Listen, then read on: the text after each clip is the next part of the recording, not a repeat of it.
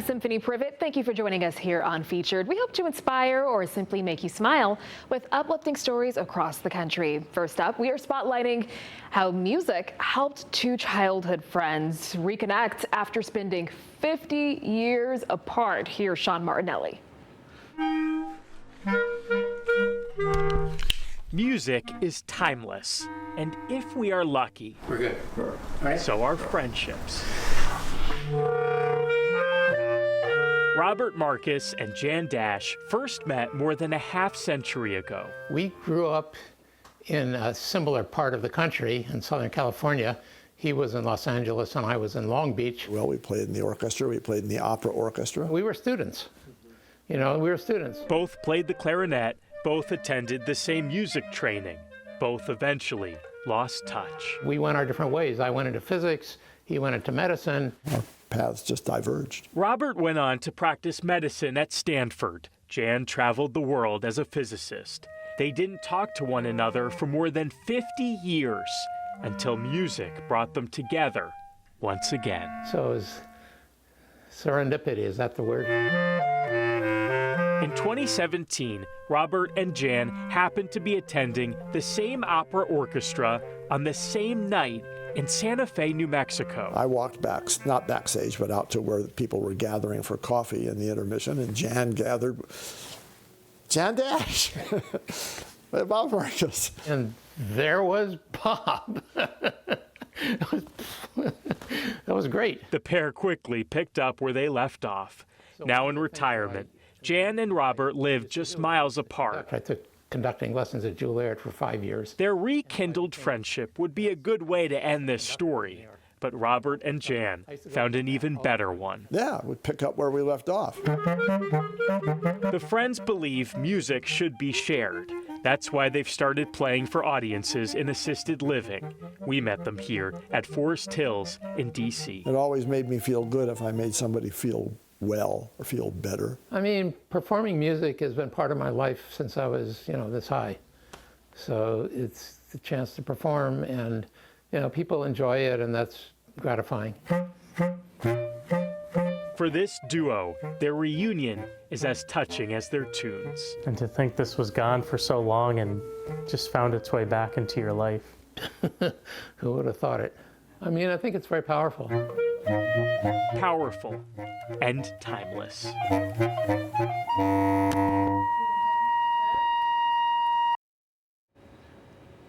That was Sean Martinelli reporting from Washington, D.C. A longtime artistic tradition is back at a university in Connecticut. This is awesome. It is an annual art exhibit where prisoners are the painters and the sculptors. Jim Altman has more. Well, art can come from the most unlikely places, and at Eastern Connecticut, that is the premise behind all of these pieces. If anything, the program is abstract, and certainly outside the lines. What were you in prison for?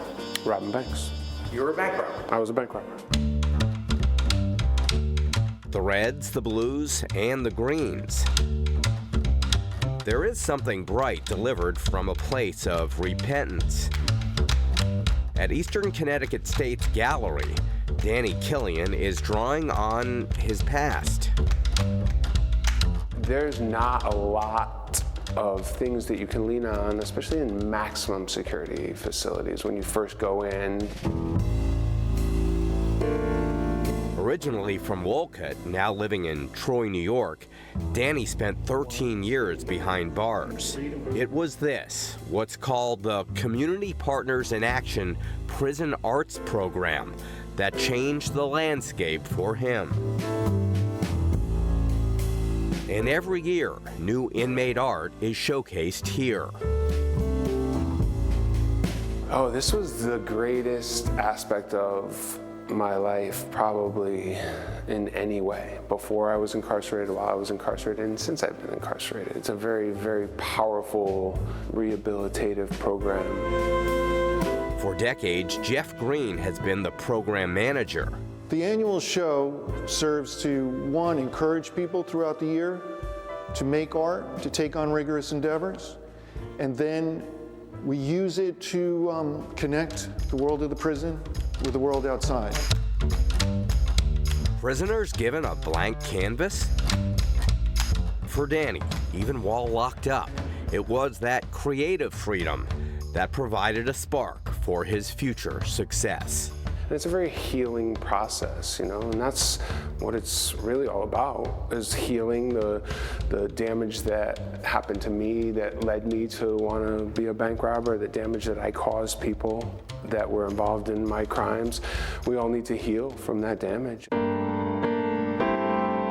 To see the work of people who are incarcerated, who never see the outside world, to have their work living in the outside world, connecting with other people, having it dignified, is incredible, incredible. In Willimantic, Connecticut, Jim Altman for Featured. A story that started on a quiet afternoon in Texas had an ending that no one saw coming. As Adriana De Alba reports, it left staff members stunned and thousands of people online holding their breath.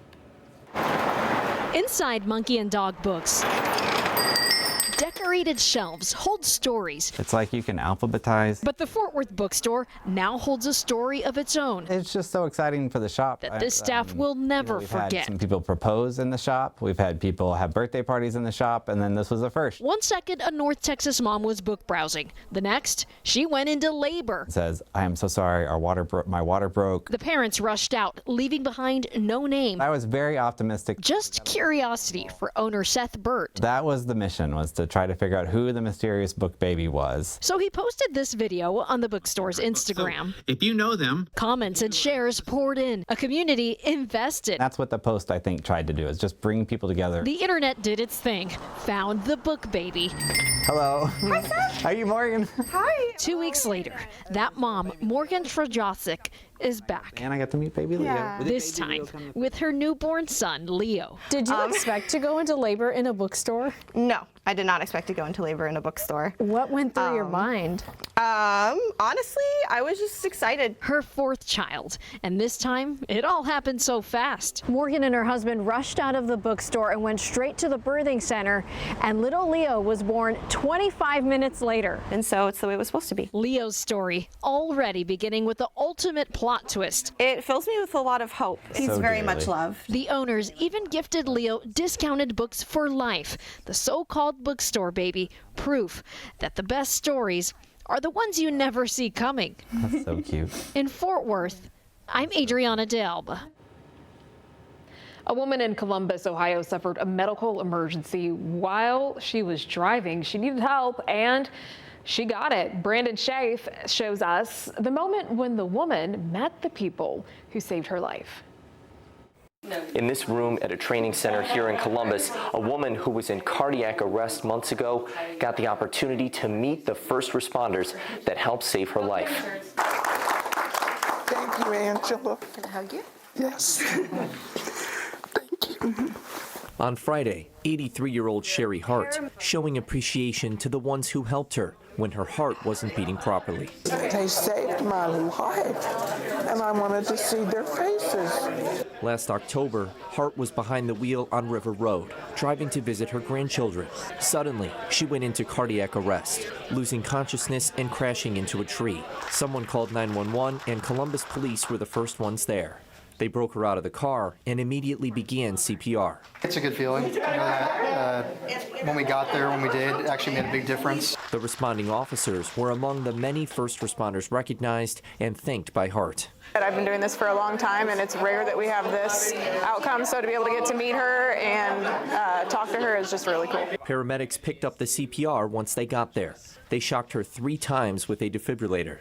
Then, her heart started beating normally, and she got her pulse and color back. They inserted a breathing tube and took her to the hospital. I was the one who put the breathing tube in you. Good job. Thank you. After just a few days, Hart was out of the hospital, fully neurologically intact. It's truly a miracle, and that's what they say, a miracle. Yeah. And I feel truly honored just to be able to meet you. At Friday's reunion, Hart learned who helped her get back on her feet. And the prayers. I never knew I was so loved. Gratitude from the bottom of her heart. Thank you so much. And I'm so glad I got to meet him. In Columbus, Brandon Schaff. All right, coming up, meet the 99-year-old instructor making an impact at her senior center. See how she helps others uncover their family roots while sharing her love of history. Now, before first steps and first words, their story time. Look at that cutie. The local effort putting books into the hands of Atlanta's youngest families.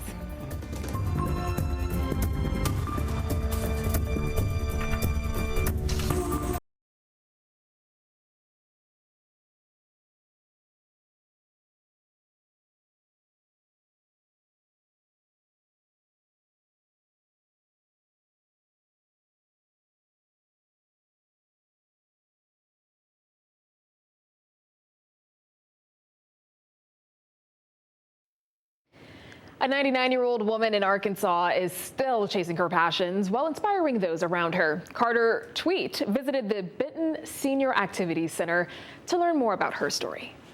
There's a lot going on at the Benton Senior Activity Center. Line dancing and beanbag baseball are always a hit. But on Thursdays at 9:30, a different kind of activity. It's locating who your ancestors were. That's the purpose of the weekly genealogy class here, and the woman teaching it has quite a history herself. Mary Louise Chittenden celebrated her 99th birthday at the start of last week. She started teaching the class at 91. For her, it was a no-brainer. I wanted somebody else to be excited when I found something. They are excited, with much of the group planning to attend a genealogy conference in Utah this March. In the meantime, they have their weekly Thursday meetings, which Chittenden says she'll teach for as long as she's able. I'm not probably going to be able to do as much as I did, but I have good helpers that will operate the computer. Helpers like Doris Owen of Hensley, who's there every week. The lady's awesome.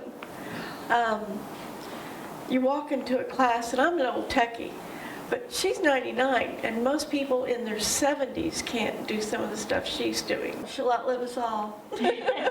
Chittenden says the class is a team effort, and she's just grateful for people who are as passionate as she is. She encourages anyone who wants to learn more about their history to attend the class. And don't worry, it's free. We charge them the same part that I get paid. In Benton, Carter Thweet. Now, families look forward to a baby's first words and first steps as babies' brains develop, though. One Georgia organization is using books to better build that bond between parent and child. Joe Ripley shows us how its work is making a difference. Yeah, you see a little horse.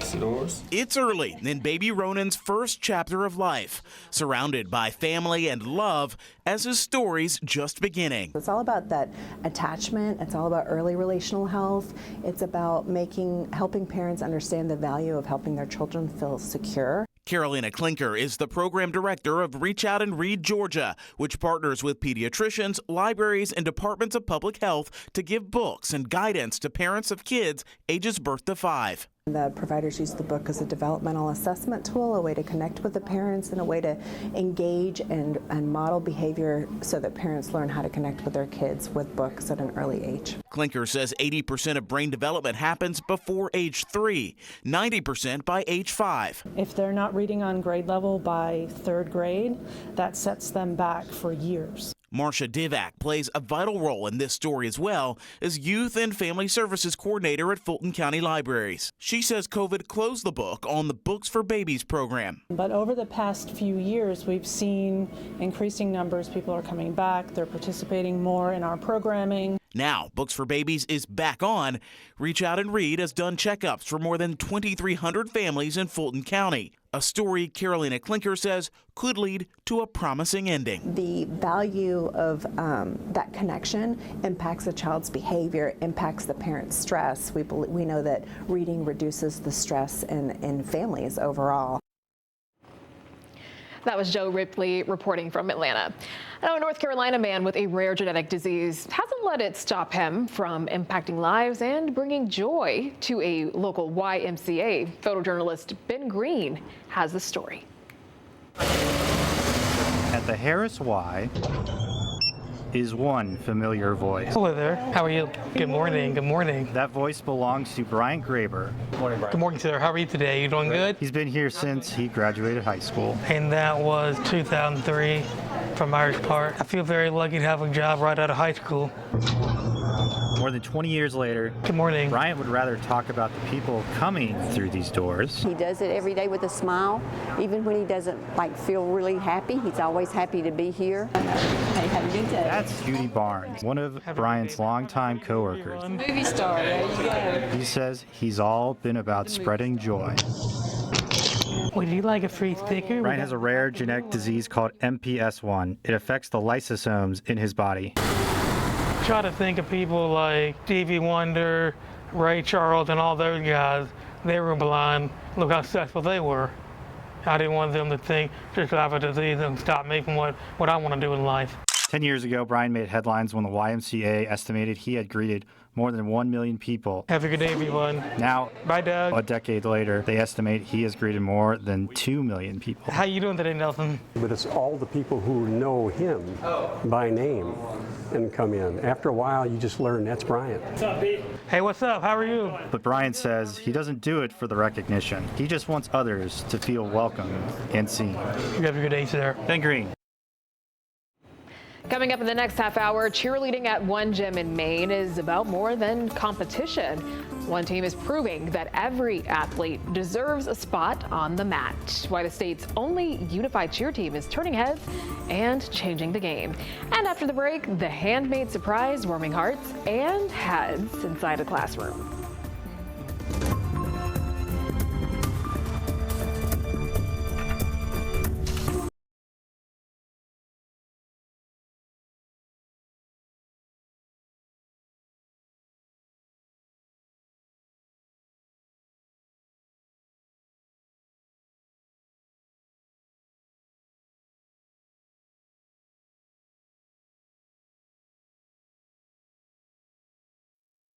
Welcome back. Crayons and yarn, and it just takes a little bit of art and some magic. They all come together in a first grade classroom in Washington State where a group of students see their projects come to life. Devin Haskins shows us how.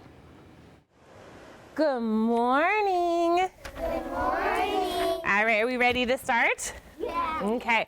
At Wallace Elementary in Kelso, let's do our sounds. Teacher Ashley Lowry is a bit of a magician today. Cage, pull it apart, get ready. Transforming these young minds. Good job, friends. Into tomorrow's leaders. I always just have my theme be establish a love of learning. B. Lines become letters. Let me see those letters. Which sounded together form words. All this learning before morning recess. Eyes forward, voices off, walking feet. And as they play outside, they don't realize inside is when all the magic today really happens. Read this. And Micah. Jeffrey.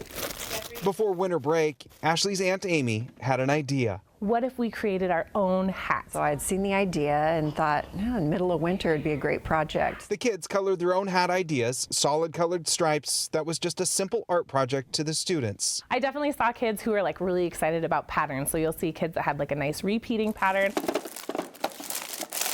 But behind the scenes, Amy had a plan all along. Take those coloring sheets and sew together each hat just as the kids had drawn them. I guess I didn't realize 22 hats was going to take as long as it did, but we managed. With recess over, it was time for the big reveal. Who remembers doing these? Raise your hand if you remember doing that. After reading a book called Extra Yarn, Mrs. Lowry had a surprise. Go to your desk and sit down. I might do a little magic in here. And like any good magician, she never reveals the trick, keeping the magic alive for the students in her class. Let's say magic, magic. Drum roll. Open your drawers. One by one, they opened their drawers to reveal their art project brought to life. Red, orange, yellow, green, and purple. Colors they chose for each stripe. Because those are my favorite colors in the world. And what was in their imagination. It's white because I kind of like white and it's my favorite color. Now in their hands. Yellow, purple, red,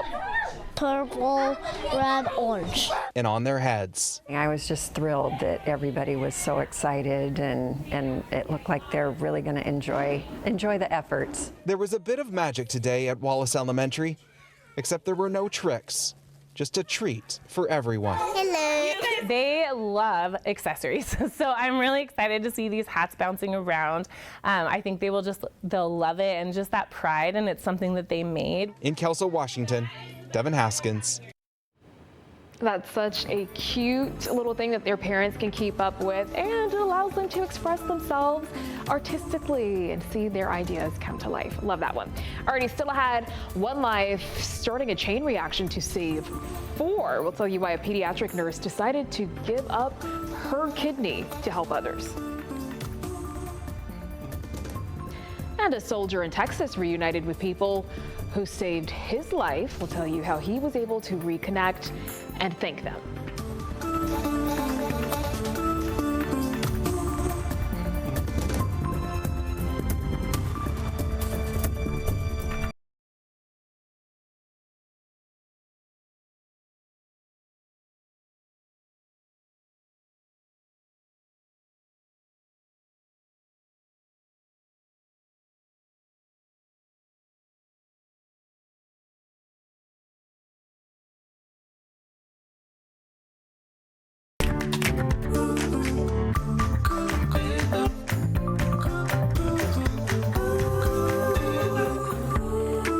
Thank you for staying with us here on Featured. I'm Symphony Privet, and we are continuing to bring you uplifting stories across the country.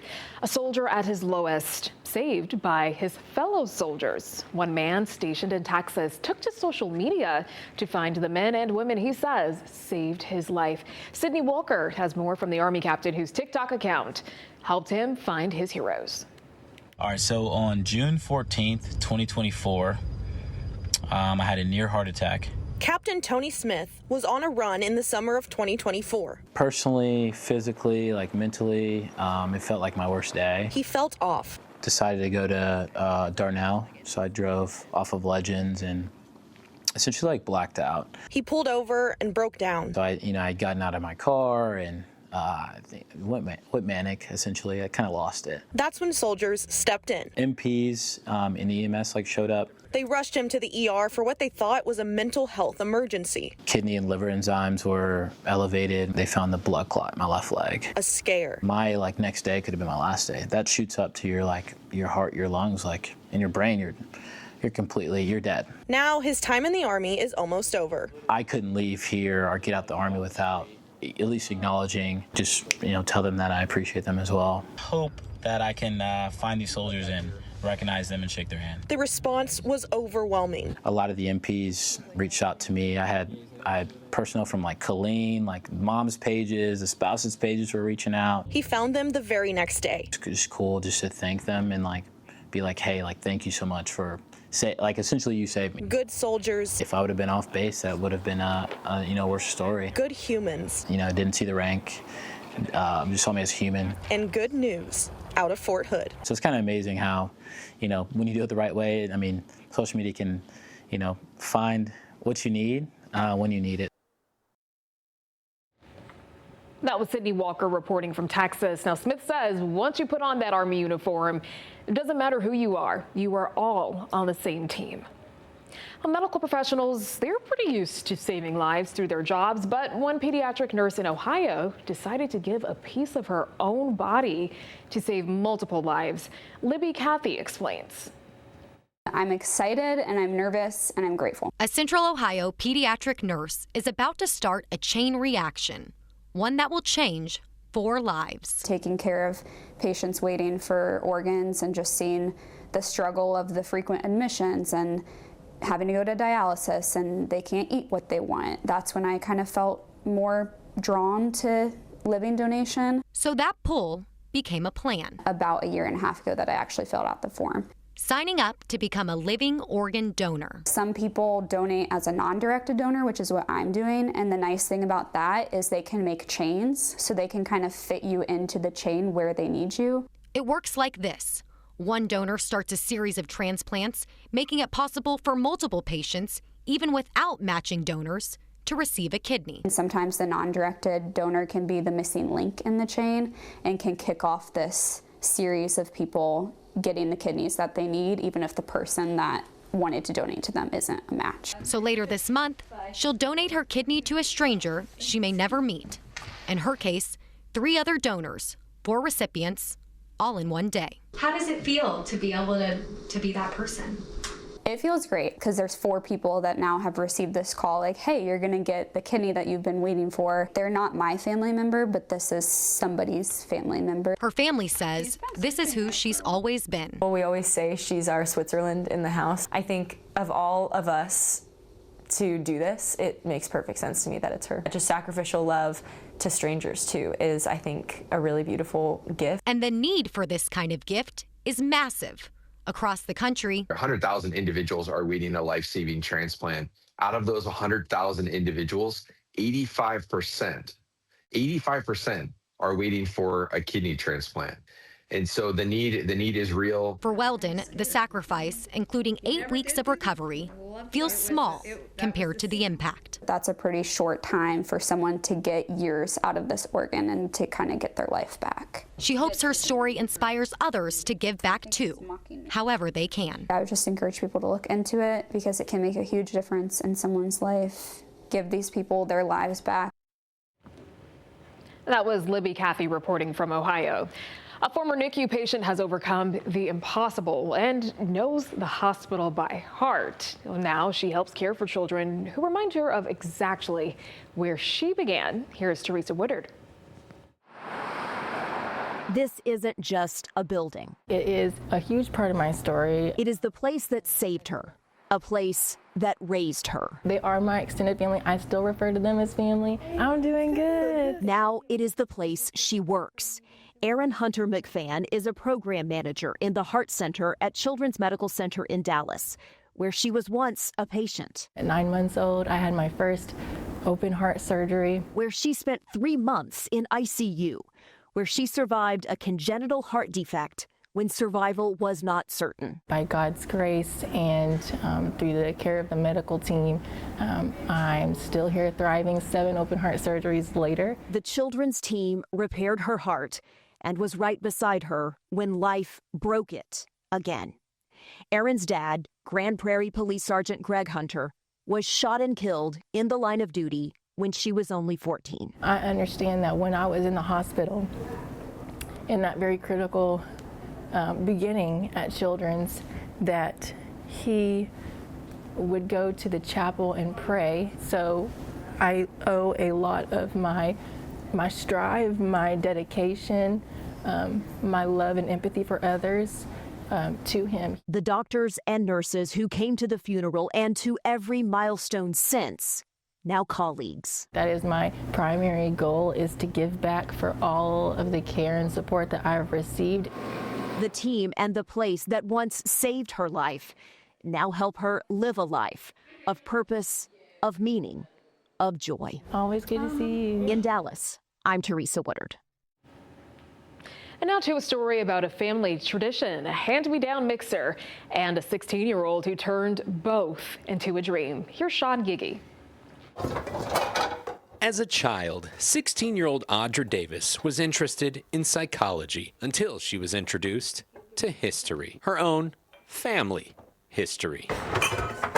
A few years ago, Audra's dad, William Davis, inherited this mixer and a cookbook from his grandma. Every birthday for me, my grandmother would make me a strawberry jello cake. And so I loved that, and that was kind of our tradition. I was like, oh yeah, that's gonna be my thing. Minnie Davis died before Audra ever really got to know her. Nevertheless, Audra felt drawn to that mixer. She'd done a little baking, but now kicked it into high gear. Baking as often as she could, as much as she could. Definitely. Cakes, cookies, banana pudding, whatever she was able. That was when I was like, oh, like I could make a career out of this. So that's what she did. Started a bakery and called it Mixin' Minis, a nod to the woman who made it possible. We'll probably only bake 6 right now. Audra now wants to pursue a culinary career.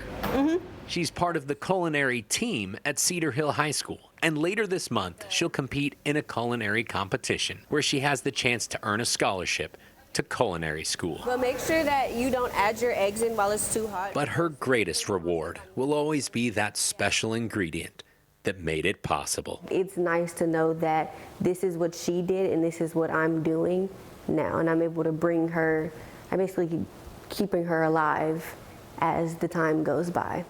Love and sugar, a recipe for sweet success. And that was Sean Giggy reporting from Texas. From the collegiate level to youth groups, there are cheerleading teams that compete at all levels. South Portland Fire Cheering in Maine has 7 different teams with athletes at different ages and skill levels. One team in particular is breaking down barriers in the sport. Here's Leanne Stapleton with more. A lot of cheer teams are really one big family, but this one just takes it to the next level. That next level, inclusivity. Half the team being unified athletes, the other half unified partners. The unified athletes are typically neurodivergent or have a physical disability or a cognitive disability, and the unified partners are typically neurotypical. Unified cheer team coach Nicole Fitzgerald says the inspiration for starting this team came from a teammate when she was in high school. She embodies everything that you would think of when you think of a cheerleader. Her name, Emily. Just felt like after high school she wasn't given as many opportunities to kind of continue with her passion, which is cheerleading.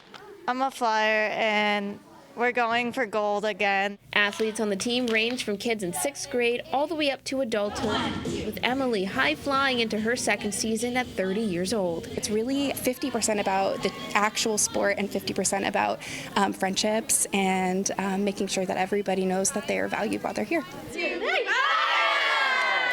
For sisters Cadence and Layton, the team gives them an opportunity to connect one stunt at a time. So now I feel like that we're hanging out now a little more because we have something to talk about. And for the unified athletes, Fitzgerald says some of the things that might be overlooked on a typical team, this team celebrates. It's like someone getting to their spot on time, the whole team chimes in and celebrates. It just makes me feel so proud of our community for really pulling this together, and I'm just excited for them to compete.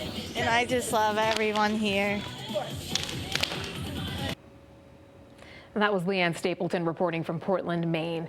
An Illinois woman just celebrated her 105th birthday. You're going to love this one. Now, her family says they owe her longevity to White Castle sliders and a cup of coffee. Leona Parrish was born in 1921. The same year the restaurant was founded. She was born and raised in Freeburg, Illinois, married her high school sweetheart, and raised 2 sons, something she considers to be her biggest accomplishment in life. She also helped her husband found a trucking company in 1943. She now has 4 grandchildren and 15 great-grandchildren with 1 great-great-grandchild on the way. That is a huge family. Well, through it all, she always had White Castle, one of her favorite meals, right there by her side. In the past 5 years, she's gotten COVID twice and broken her hip, but she's still kicking. I just roll along and it happens. Just keep trucking along. That's right, just keep trucking along. Now, Parrish, check this out, celebrated her birthday at the nursing home where she lives, surrounded by her family and, of course, those White Castle sliders. I mean, you need a little something to keep you going, and hey, it hasn't hurt anything. She's still with us, still healthy, still enjoying the sliders. All right, we have more for you straight ahead. Right after this, normally the waved albatross, it's found in the Galapagos Islands, but recently a single bird was spotted twice in California. It is extremely rare, and we'll tell you why scientists are now buzzing about the bird. Also ahead, a a perfect place to chill. We're exploring one family's new creation that's drawing a lot of attention.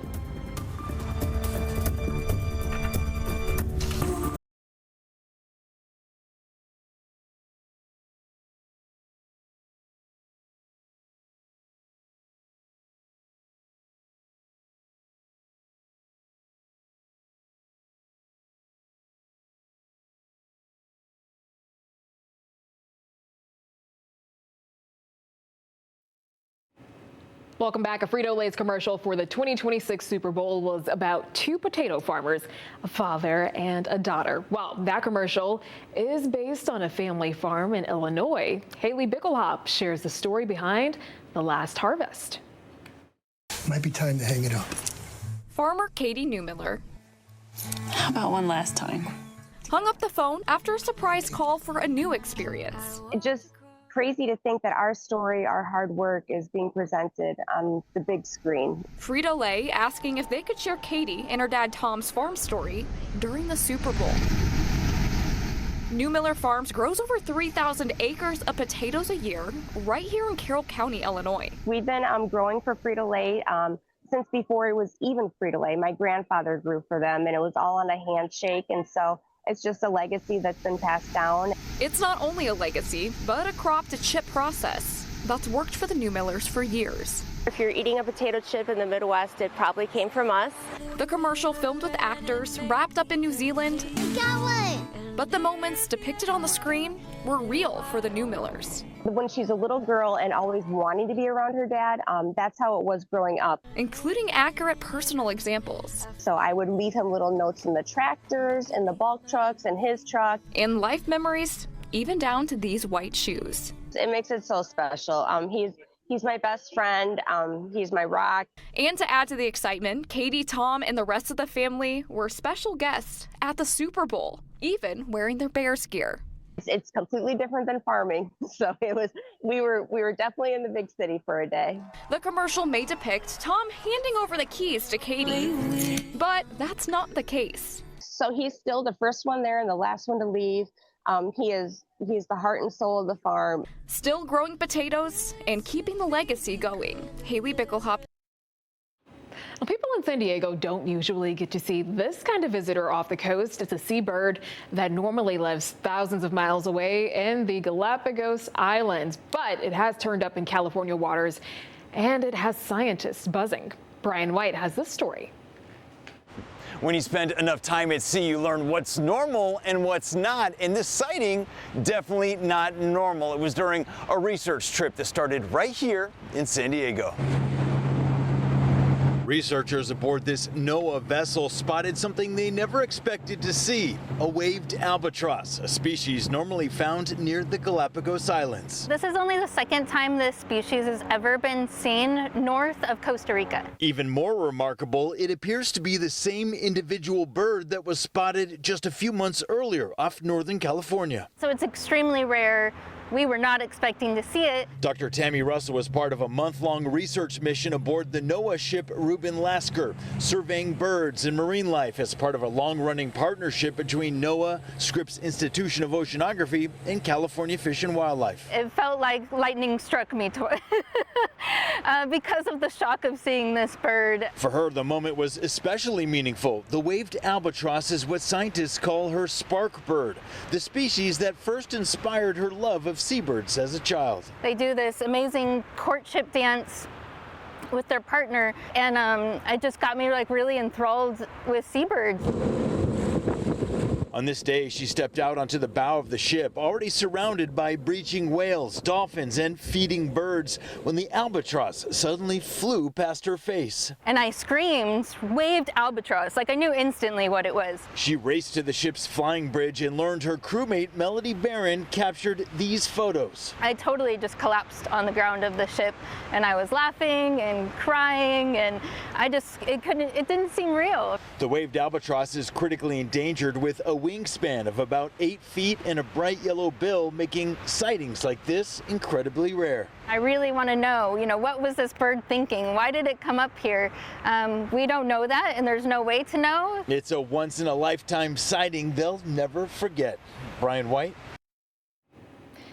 In winter, the cold can be pretty challenging, especially with the temperatures, but some families are turning the cold into something extraordinary, and they're bringing a little joy to their neighborhood. Courtney Courtwright shows us what's capturing the attention of neighbors in Buffalo, New York. Take a look. I think it's pretty awesome.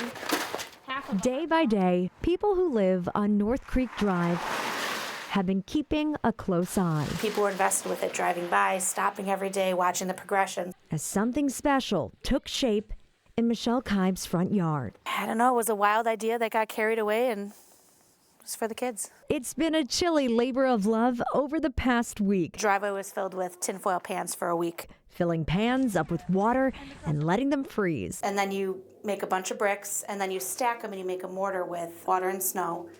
And you stick each layer. And then when they freeze, you go back and fill between the bricks with the mortar and keep building on top of it. Michelle spending roughly 30 hours. Yeah, but the temperatures were perfect. To warm the hearts of her daughters and those who stop by day or night. It's brighter and it's glow and it like makes a pathway down. Glowing, just like this smile. And these from her daughters, who know their mom has done something truly special. Just think my mom is a superhero. Your mom's a what? A superhero. I guess that's the whole point of motherhood.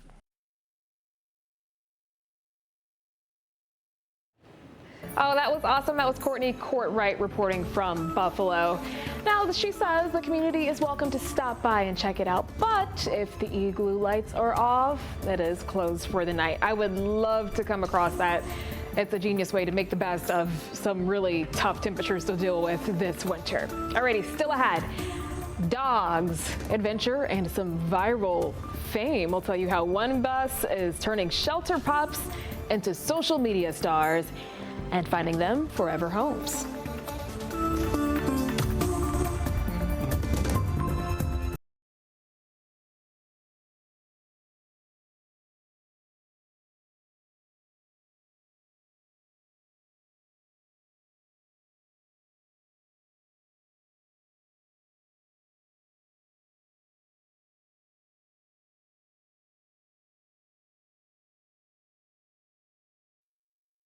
All right, this next one, I cannot wait to see it. This is a real-life fairy tale. It is called the Storybook Dog Bus, and you are all going to want to get on board on this one. Here's Caitlin Ross in Atlanta. It's a tale as old as time. Let's go! The kind of love that starts with a wagging tail and ends with an open door and a promise of adventure. We have a pointer, a Newfoundland, and a giant schnauzer. Because sometimes the best adventures begin before you even know where you're going. Who's ready? Come on, guys, let's go! All aboard the Storybook Dog Bus, where that fairy tale comes to life. With any good story, there has to be a main character. I'm the teacher, AKA pack leader, and you have to tell them no, sit down, be quiet. It's the same thing, just with a bunch of rowdy dogs. Come on, come on, good job! Erin just started driving the bus in April, and she already has a wait list. She drives 8 different routes, and the dogs are paired up based on size and temperament. Yes, there's several of them that have strong personalities. The little dogs have way more attitude than the big dogs. They're all characters, and many of them have developed huge followings online after their trips around town. With the wind in their fur and the sun on their face, these pups were born to be stars.